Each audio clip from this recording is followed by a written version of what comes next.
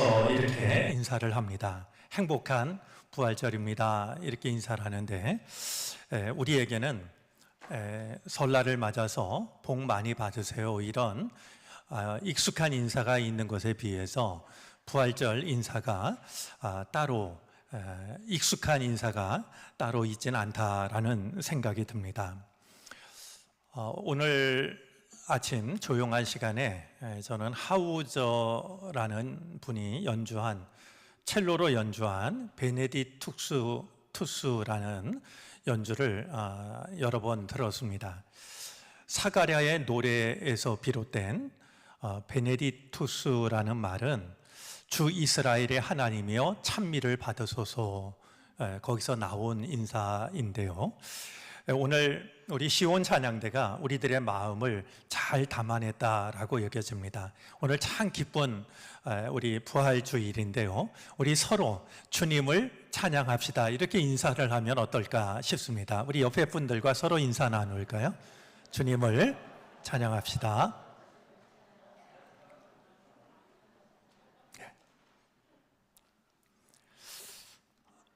사망 권세 이기시고 다시 살아나신 주님의 은총이 오늘 부활주일을 맞는 우리 모두 가운데 함께 하시기를 바랍니다. 죽음을 이기신 주님께서 우리를 절망과 두려움에서도 건져 주시기를 바랍니다. 무덤의 문을 여신 주님께서 근심과 걱정, 두려움의 문을 활짝 열어 주시기를 바랍니다. 주님께서 잠자는 자들의, 죽은 자들의 첫 열매가 되셨으니 우리도 또한 주님의 뒤를 이어서 우리 삶에 일어나고 있는 모든 염려와 근심과 두려움에서 벗어나는 잠자는 자들의 다음 열매가 되는 은혜가 우리 가운데 함께 하시기를 바랍니다. 지난 2주간 우리는 사순절 특별 새벽 기도회 시간을 가졌습니다. 은혜 중에 기도회를 마치게 됨을 기쁘게 생각합니다. 코로나 이후에 참 오랜만에 우리 많은 교우들이 기도의 자리를 지키는 모습은 서로에게 큰 힘이 되었다라고 여겨집니다. 우리 원로 장로님 중에 한 분은 그 몸의 증세로 인해서 거의 밤에 잠을 주무시지 못합니다.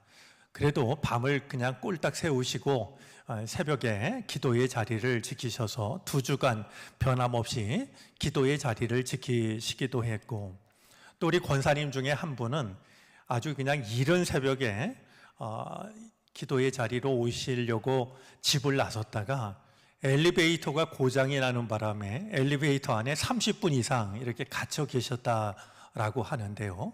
그래도 다행히 사고로 이어지지 않아서 택시를 타고 이렇게 예배에 참석하시는 그런 모습도 볼 수가 있었습니다. 차량 운행, 또 찬양, 기도, 안내 등으로 수고한 많은 분들이 계신데 다시 한번 감사를 드립니다. 예수님의 12 제자를 우리가 만나는 시간이었습니다. 이왕 우리가 믿음의 길에 들어섰으니까 많은 무리 중에 한 사람에 머물 것이 아니라 우리도 주님의 참 제자를 꿈꿀 수 있는 그런 좋은 계기가 되어지기를 기대합니다. 어제는 부활주일을 앞두고서 우리 모든 교우들이 모여서 날드림 시간을 가졌습니다. 날드림이라는 것은 우리 한국 교회에 복음이 전해졌을 때 우리들의 믿음의 선조들이 지켰던 참 좋은 전통입니다. 워낙 가난했던 시절이어서 하나님께 따로 드릴 것이 없었던 그런 안타까운 마음을 내가 1년 중에 열흘 아니면 한 달, 보름, 내가 이렇게 내게 주신 날들의 일부를 드리겠다라고 해서 시작이 된 날입니다. 어제 많은 교우들이 모여서 예배당 안팎을 청소하고 또 함께 웃으면서 이렇게 환담을 나누는 시간을 가졌습니다. 우리 점심으로 짜장면, 짬뽕을 시켜 먹었는데 우리 여선교회에서 얼마나 웃음소리가 크든지 마치 우리 예배당 앞에 있는 마당에 조팝사리가 정말 아름답게 피어난 것처럼 웃음꽃이 피어나는 모습을 보았습니다. 또 그런 모습 속에서 저는 우리 교우들이 숨은 제자로 살아가기를 다짐하는 것이 아닐까, 이런 모습도 이제 느낄 수가 있었습니다.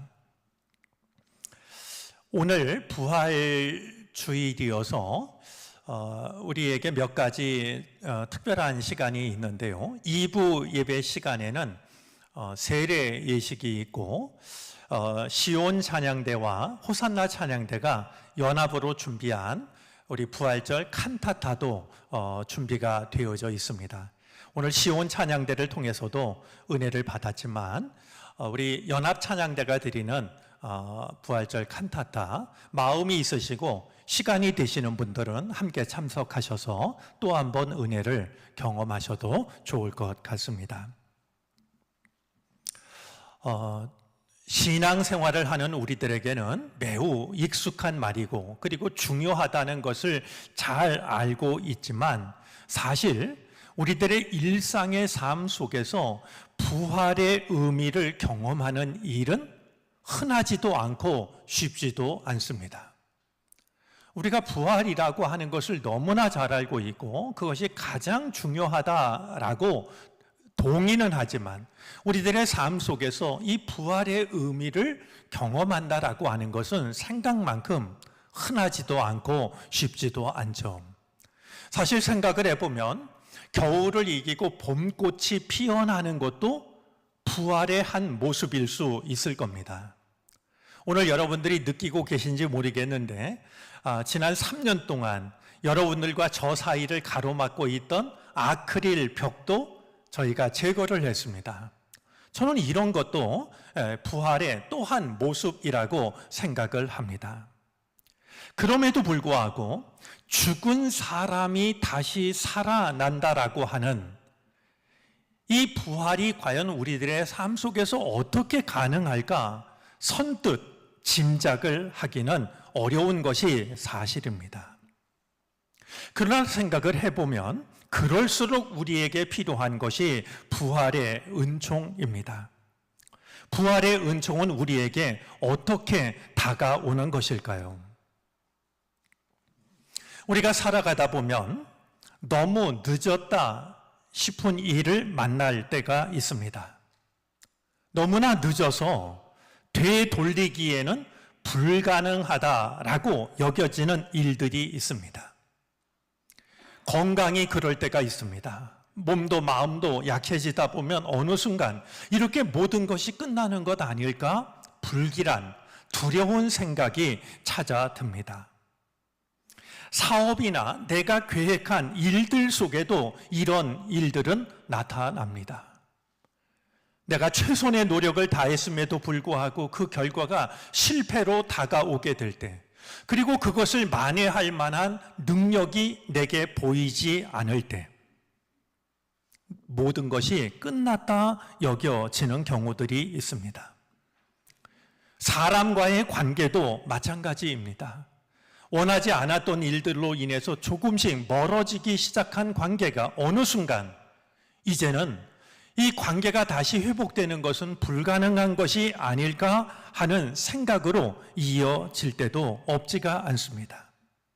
다시 시작하기에는, 다시 회복하기에는 모든 것이 끝났다라고 여겨지는 순간들이 우리에게는 찾아옵니다. 우리가 경험합니다만 그런 순간이 찾아오면 사실 가장 필요한 것이 믿음인데 믿음마저도 소용이 없다라고 여겨지곤 합니다.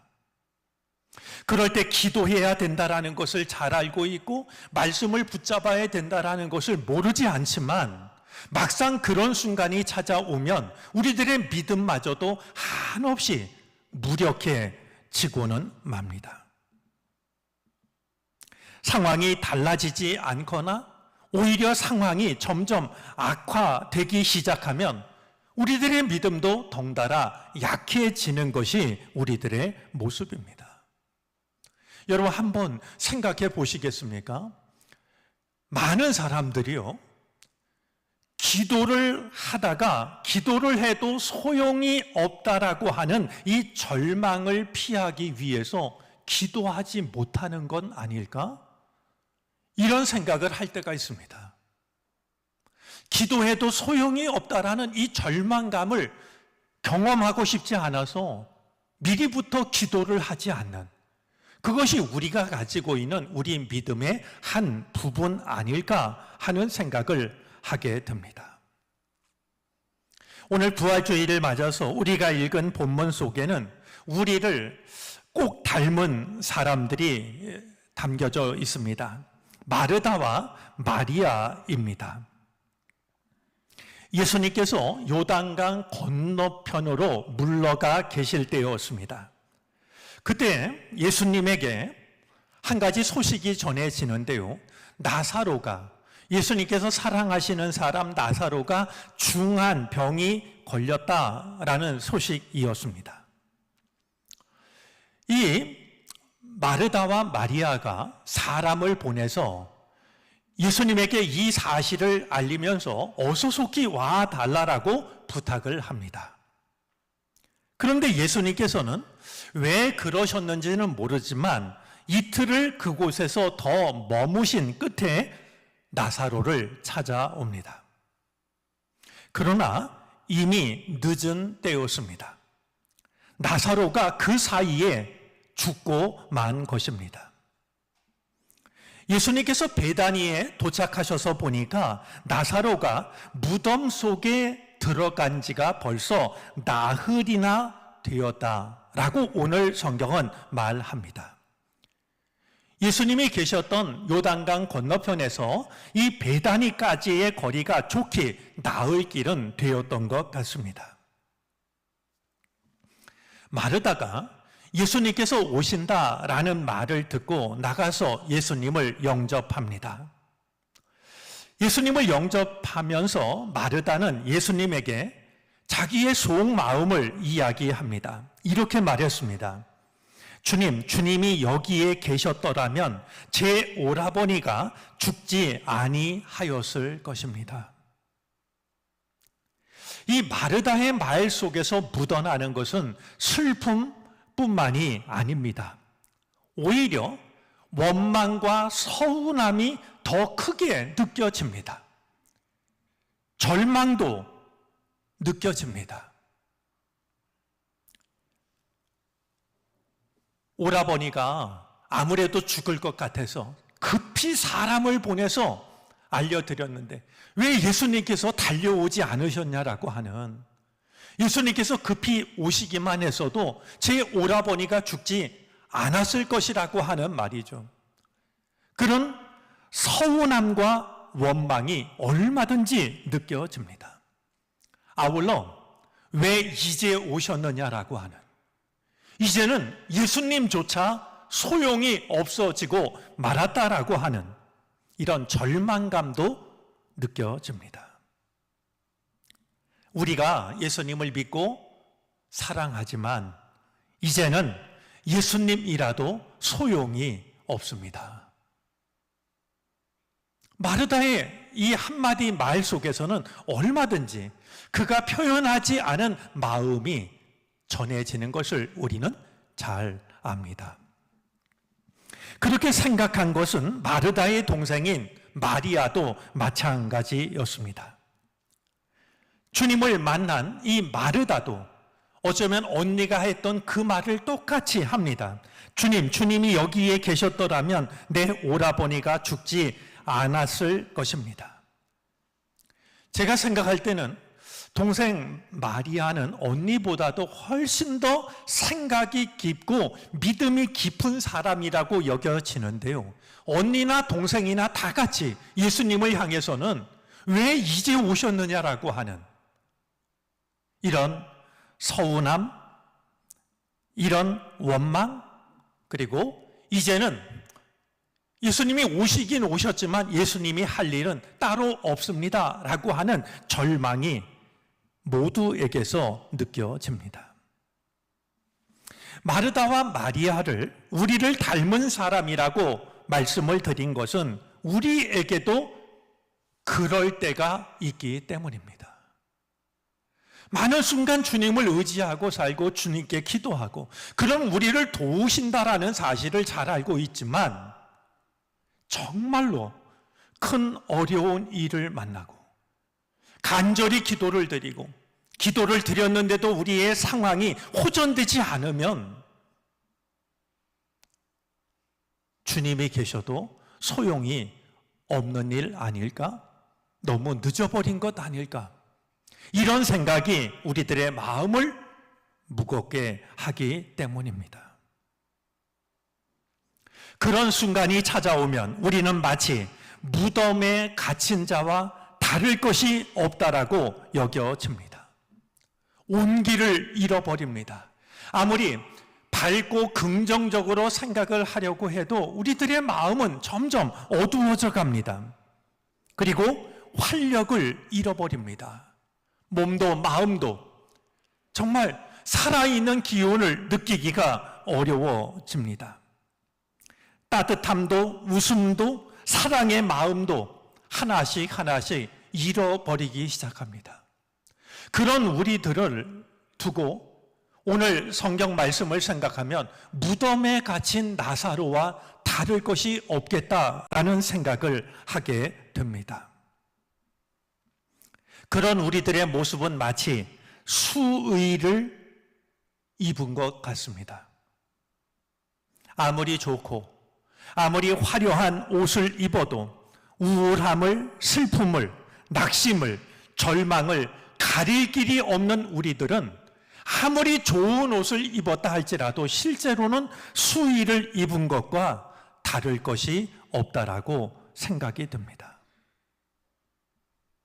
어느새 우리들의 몸과 마음에서는 악취가 나는 것 같습니다. 향기를 전하면서 살고 싶은 것은 마음의 바람일 뿐 실제로 풍기는 것은 다릅니다. 죽은 지가 나흘이나 되어서 벌써 냄새가 납니다. 오늘 나사로에 관한 이 기록은 절망에 빠져 있는 우리들의 한 모습이기도 합니다. 나를 잘 아는 사람이, 나에게 가까이 다가오는 누군가가 내 마음에서 죽음의 기운을 느끼는 건 아닐까? 마음이 한없이 두려워질 때가 있습니다. 우리의 모습이, 우리의 상태가, 우리의 마음이 오늘 성경 속에 나오는 무덤 안 나사로와 같을 때가 우리에게도 있습니다. 과연 모든 것이 끝난 것일까요? 나사로가 죽은 지 나흘이나 되었지만, 그리고 그의 몸에서는 죽은 자에게서 나는 악취가 풍겼지만 주님은 나사로의 무덤을 찾아오십니다. 이제는 너무 늦어서 소용이 없다라고 예수님을 사랑하고 예수님을 믿는 마르다도 그랬고 마리아도 그랬지만 예수님은 그럼에도 불구하고 나사로의 무덤을 찾아오십니다. 그리고 무덤의 문을 열라고 말씀하십니다.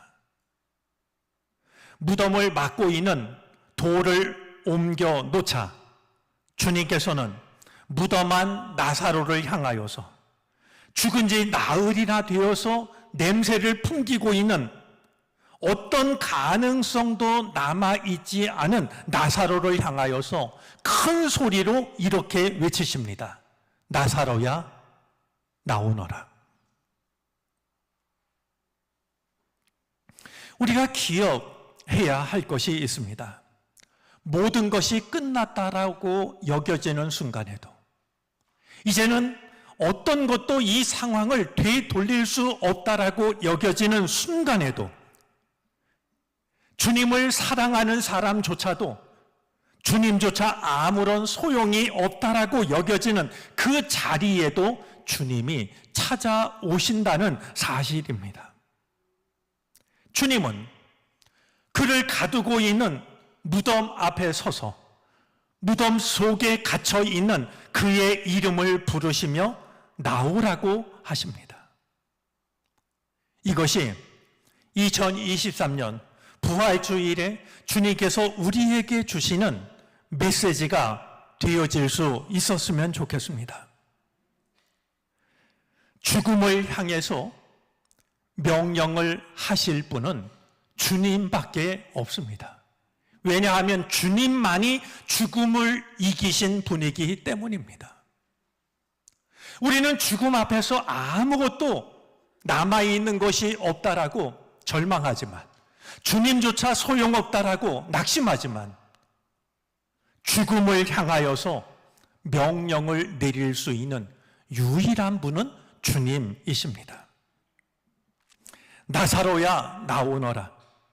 큰 소리로 부르시니 나사로가 무덤 밖으로 걸어 나옵니다. 나사로야 나오너라. 2023년 부활주일 아침, 여러분, 나사로야라는 그의 이름 대신에 내 이름을 불러보시겠습니까? 마음속으로 나의 이름을 불러보시기를 바랍니다. 무덤 속에 갇힌 것과 다르지 않은 나를 향하여서, 수위를 걸치고 있는 것과 다르지 않은 나를 향하여서 나오라고, 너는 거기 있으면 안 된다라고, 내가 있는 곳으로 나오라고 나의 이름을 부르시는 주님의 음성을 듣는 부활주일 아침이 되어지시기를 바랍니다. 부활하신 주님께서 나의 이름을 부르심으로 나를 가두고 있는 온갖 무덤, 근심과 걱정, 두려움에서 벗어나는 오직 부활하신 주님만이 주실 수 있는 이 은총이 예배에 참여한 우리 모두 가운데 함께 하시기를 바랍니다. 기도하겠습니다.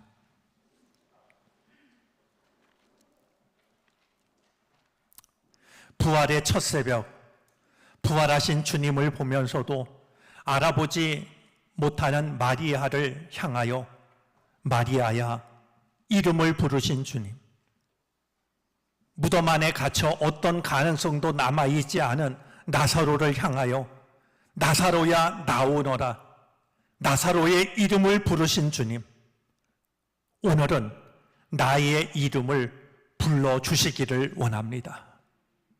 따뜻함을 잃어버린, 살아갈 의미를 잃어버린, 참 사랑을 잃어버린, 실망과 낙담과 절망의 무덤에 갇힌 오늘 우리의 이름을 부르셔서 우리의 무덤에서 우리도 나오게 하옵소서.